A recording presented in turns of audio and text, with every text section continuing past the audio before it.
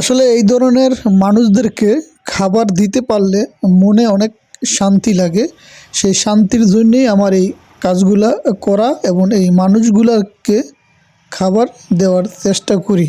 আর এই মানুষগুলা কী কাজ করে সেটিও আপনারা এই ভিডিওর মাধ্যমে দেখতে পারবেন এবং বিস্তারিত সব কিছু আমি আপনাদেরকে জানাবো। পুরো ভিডিওটা দেখবেন। দেখুন এখানে কিন্তু অনেক ময়লা এবং যেখানে উনি তালা এই যে প্লাস্টিকের বোতলগুলো উনি টোকাইতে আছে, তারপরে সিরা, স্যান্ডেল, পানির বোতল, যে কোনো প্লাস্টিকের এই জিনিসগুলো উনি এখান থেকে টোকাইয়া ওনার বস্তার ভিতরে ভরতে আছে। এই পানিটা আমার ক্যামেরার ভিতরে দেখা যায় পরিষ্কার, কিন্তু পরিষ্কার না। এটা হলো গিয়ে হাতিরঝিলের পানি। যারা ঢাকা শহরে যারা থাকেন, হাতিরঝিল যারা চিনেন তারা জানেন যে পানিটা কতটুক বিষাক্ত।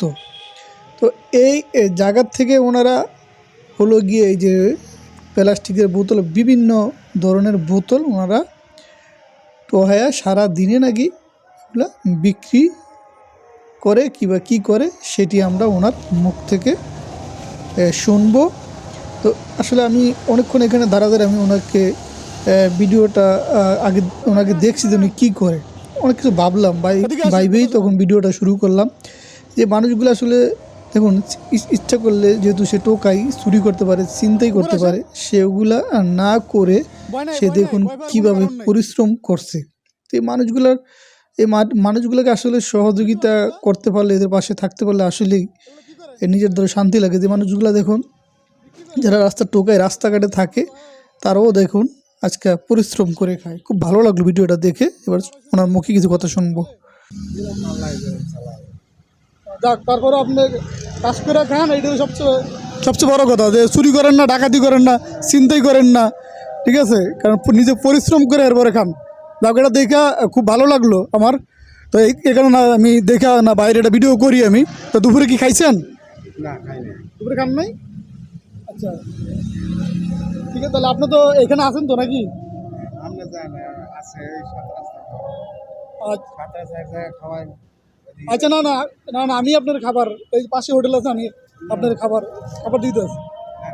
ঠিক আছে, খাবারের আচ্ছা ঠিক আছে, তাহলে আমি খাবারটা নিয়ে গেছি। খাবারটা নিয়ে এলাম আপনার জন্য। খাবারটা খুলে দেখবেন। না না, মাছ আছে, রুই মাছ। ওকে, তো যান। তো ওনার আসলে একটা খাবার এনে দিলাম। মাছটা ছিল রুই মাছ।